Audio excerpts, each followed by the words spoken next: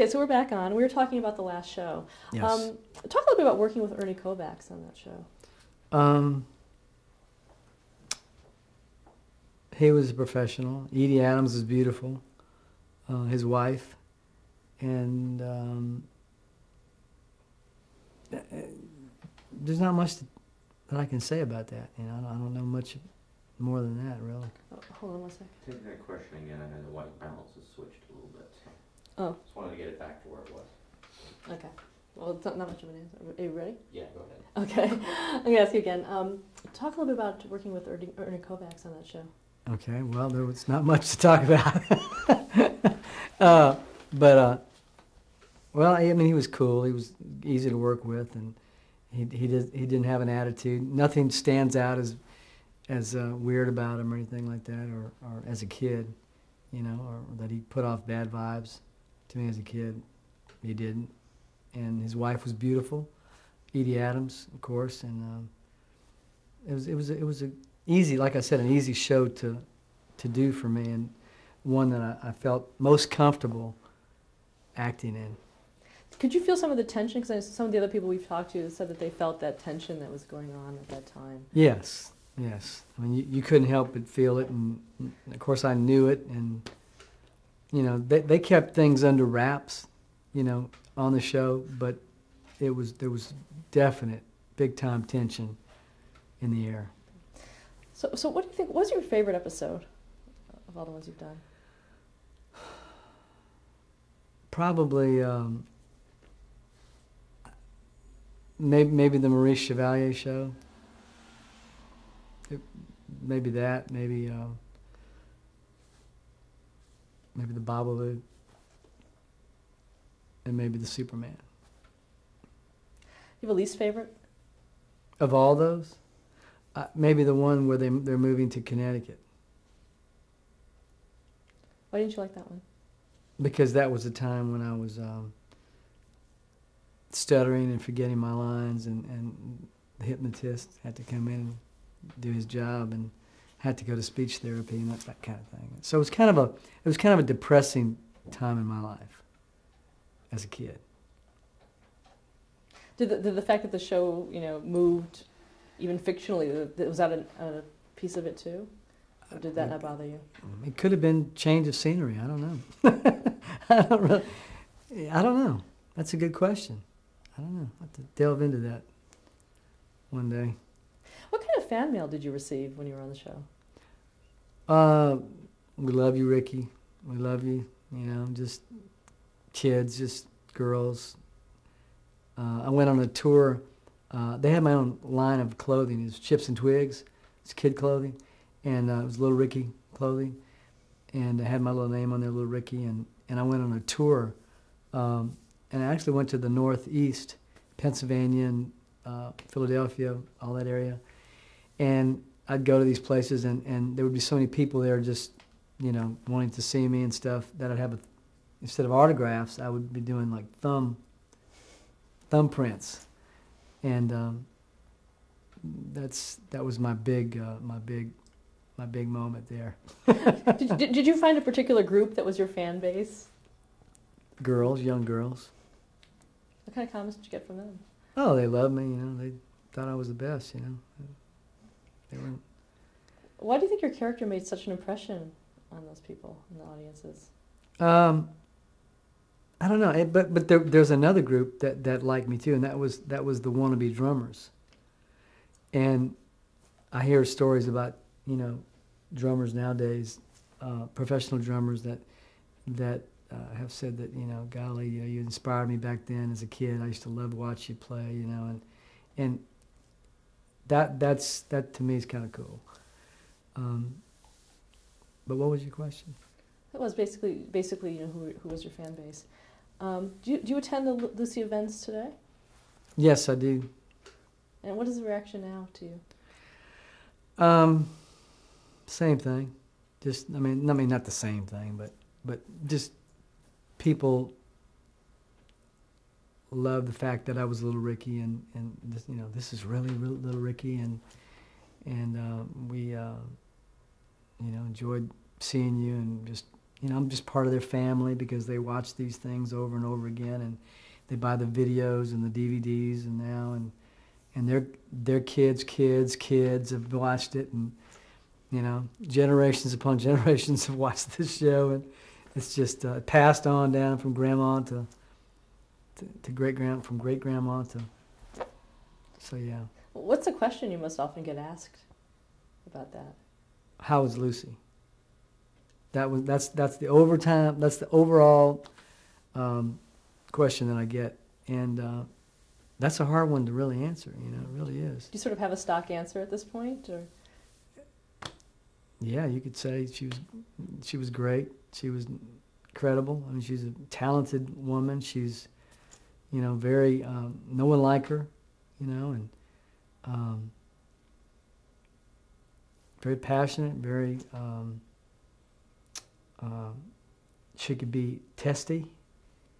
She was no nonsense kind of a character that didn't put up with other people wasting her time.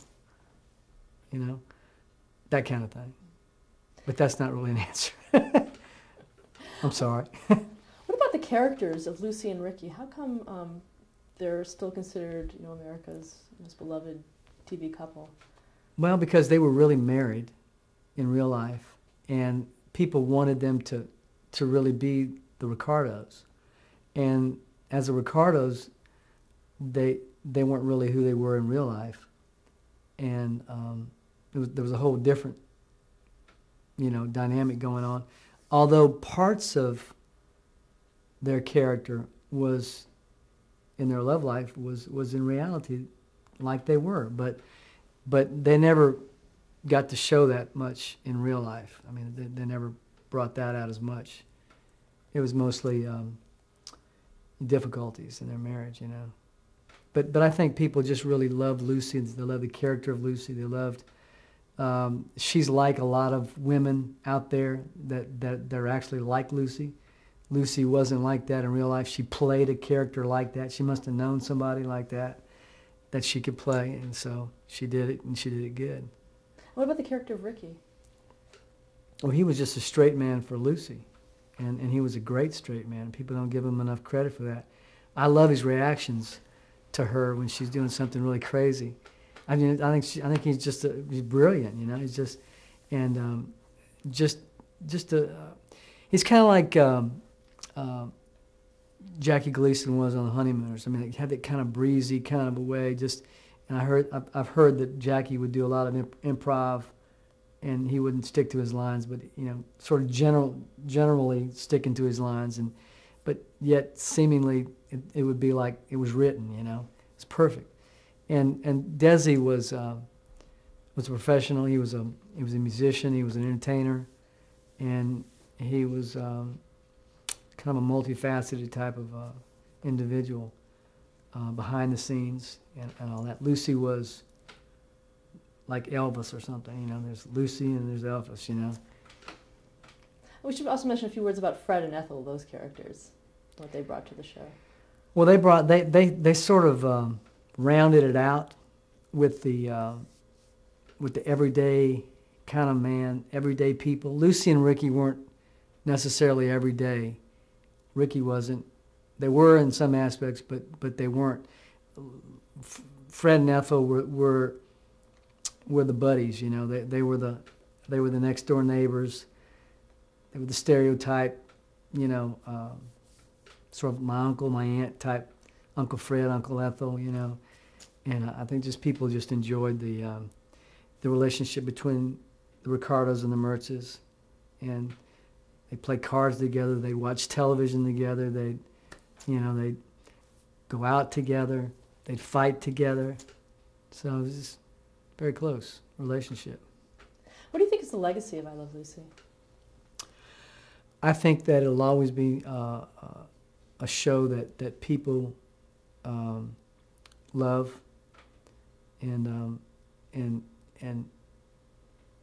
kids love and generations love, you know, because it just connects with someone somewhere along the line. It'll strike a chord of familiarity with someone, you know, whether it's the musical aspect of it.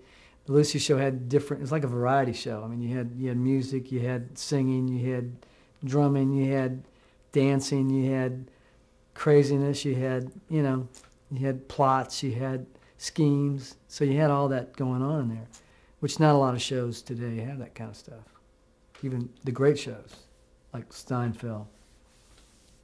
Now, did you keep up with the Arnazes after the show left the air?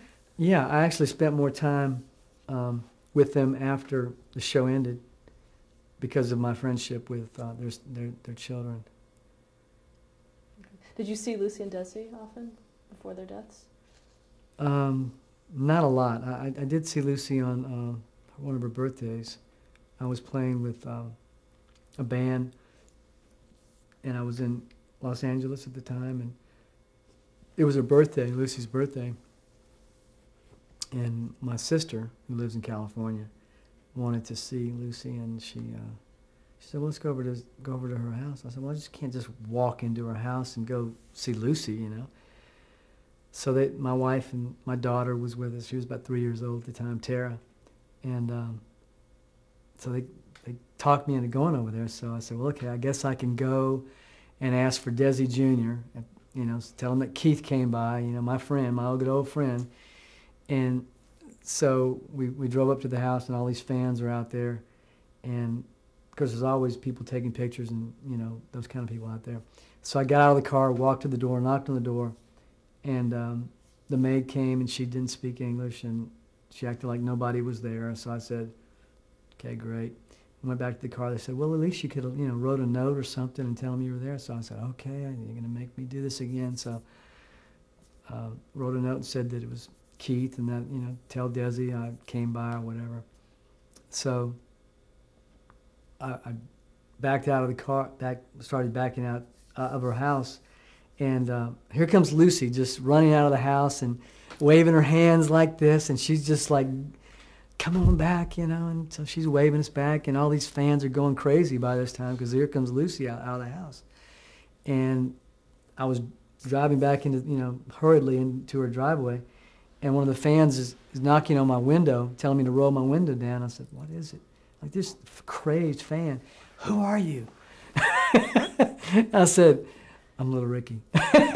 And she just like went crazy, So here's Lucy and Little Ricky jumping out of the car, and my family walked in. And here's Lucy. This is typical Lucy. She's standing at the end of her hall. It's about 50 feet down. And she's not greeting me at the door. She's way down here by the stairwell. She's got her hands wide open, like, "Come to me." And so, of course, she hugged me, and there was this big hug. And Lucy could really, when she hugged you, she just squeezed the life out of you. And we spent a good hour there and enjoying. She offered us something to drink, and it was her birthday. It was kind of sad because there was nobody there on her birthday. She was just by herself.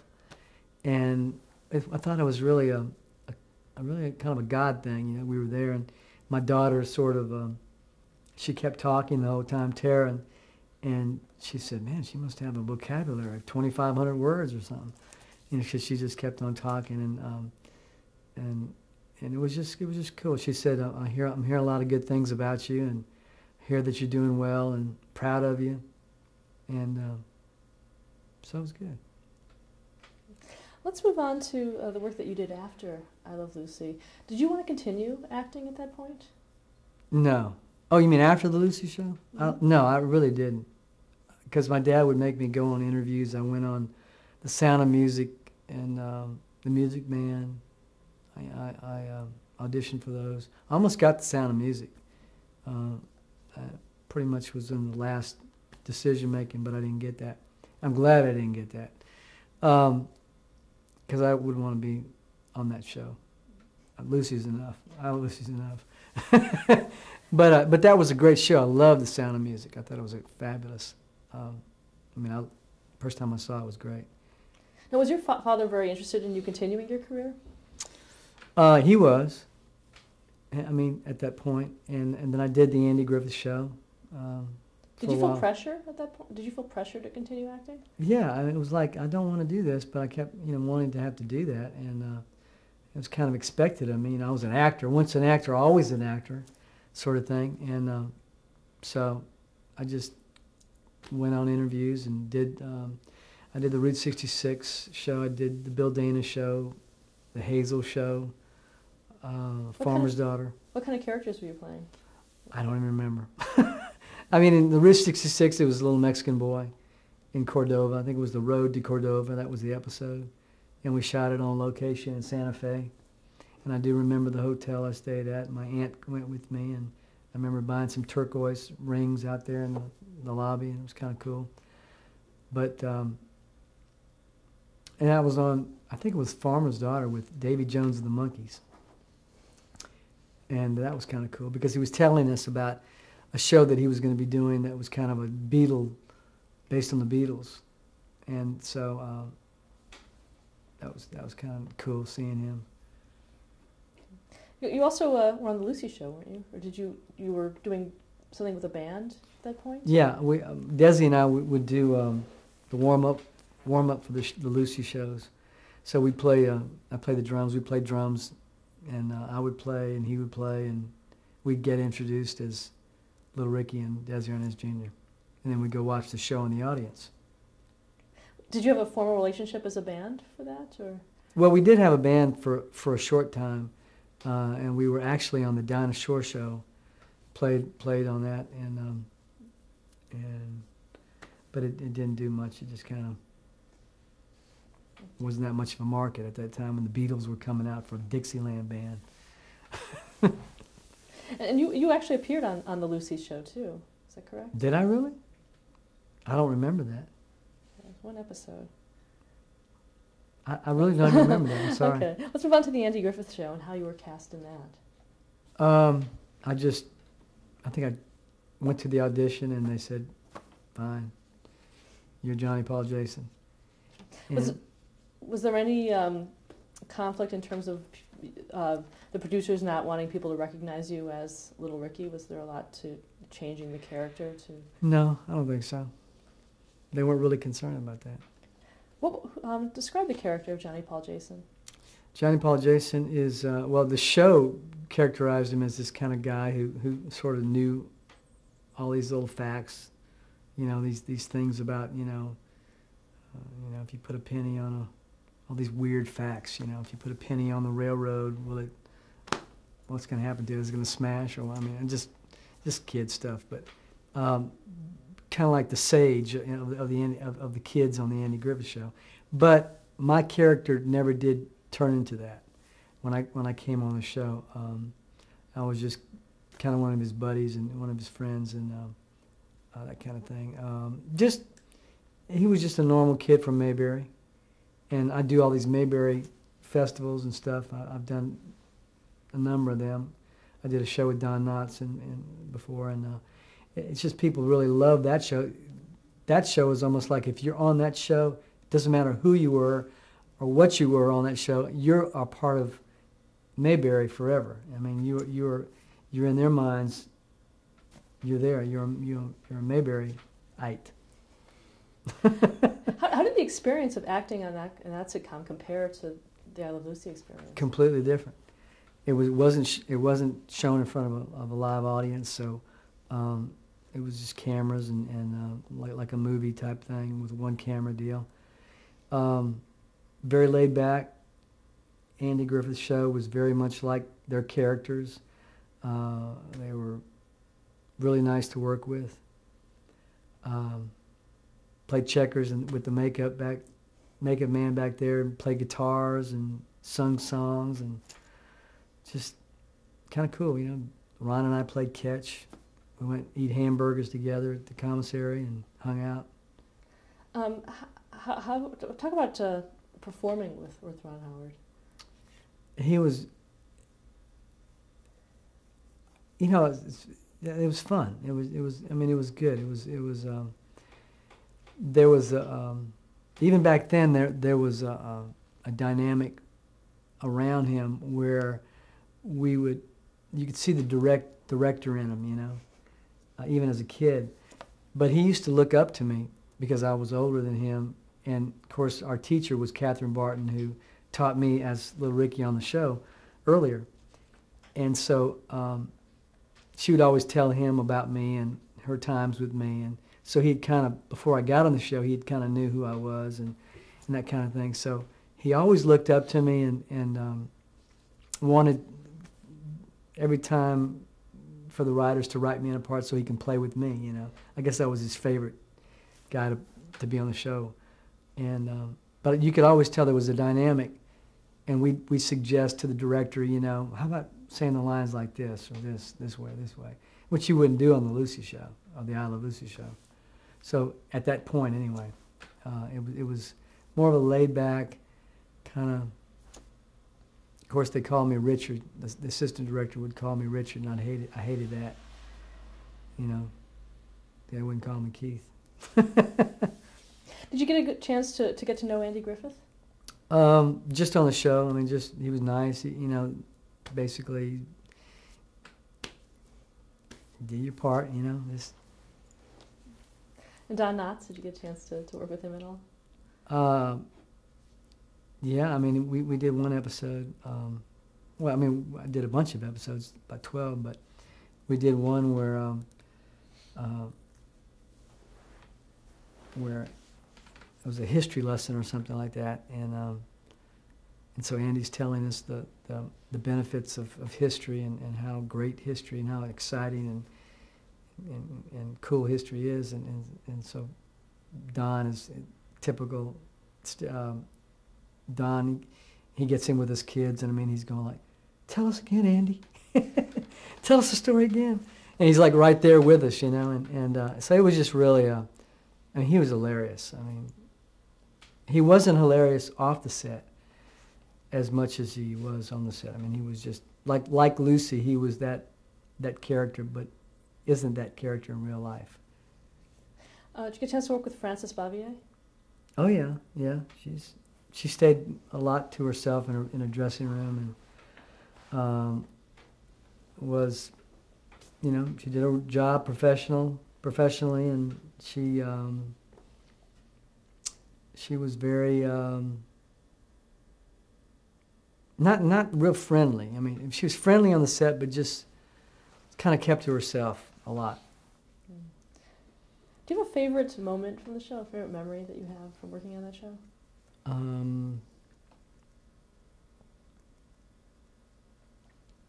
don't know.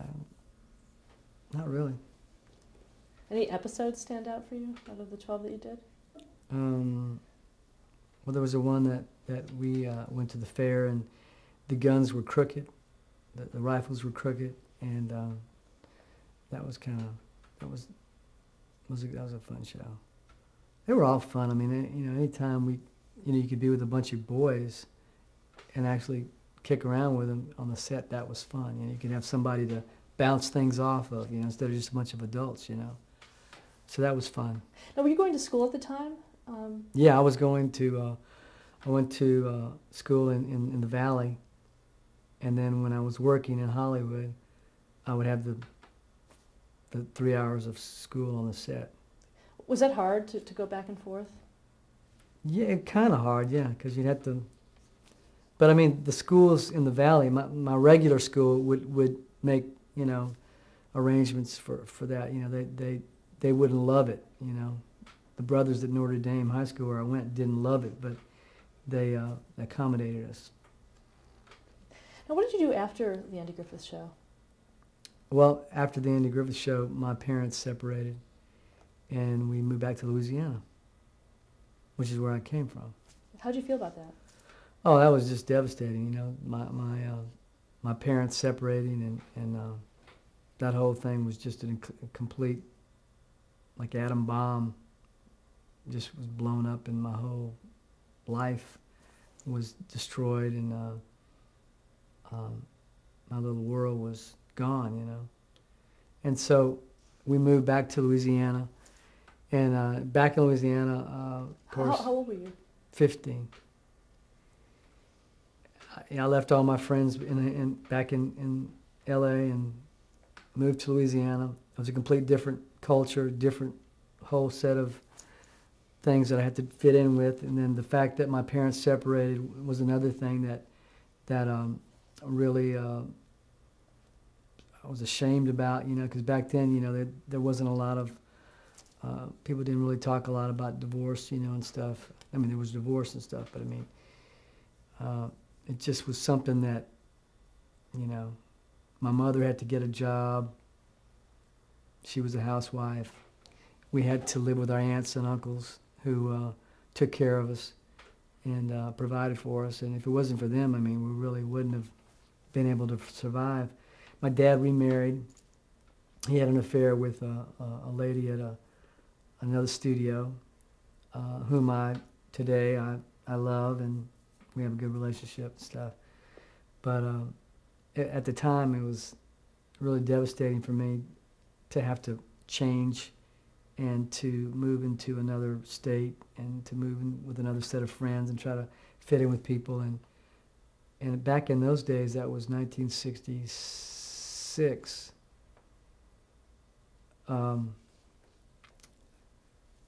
I began to play music and play in bands, garage bands, high school bands type things, rock bands. And drugs and smoking and drinking began to get real big in my life. And so at that time, I just didn't really care. You know, I really, you know, I was raised in a religious home, and I sort of, when my parents separated, I kind of had a sort of hard-hearted toward God, you know, and had a hard heart toward Him and the idea of God and all that. So I just really rebelled and didn't really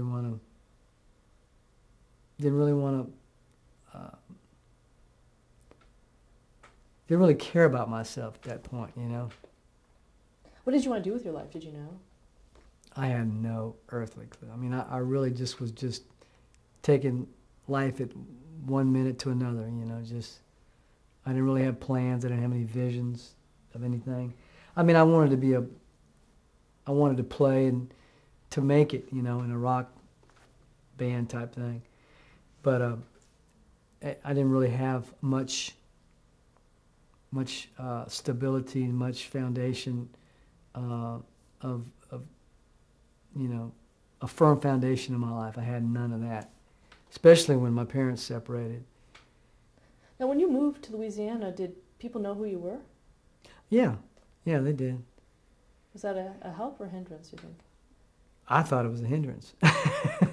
But, I mean, at the time, it kind of was, you know, in a way, but it always has been a help. It always has been a help and a hindrance in certain ways to me. Especially more back then, because I wanted to distance myself from that whole thing and distance myself from the whole aspect of being Little Ricky and this little actor character from Hollywood and I Love Lucy show. Back in those days, the I Love Lucy show wasn't really, you know, it didn't become like a legend. It was kind of transitioning from the first time showing to, you know, it was in kind of like a twilight zone at that point. So there was other things going on. And, you know, the whole hippie counterculture thing was going on, counter-revolutionary culture, the whole drug thing. The music scene was emerging, and so being 15, 16 years old, 17 years old, I was right in the middle of it in Louisiana. And so in the music scene there, we began to play rock, and I began to take part in all the things that were part of that world. Let's stop there to change the tape.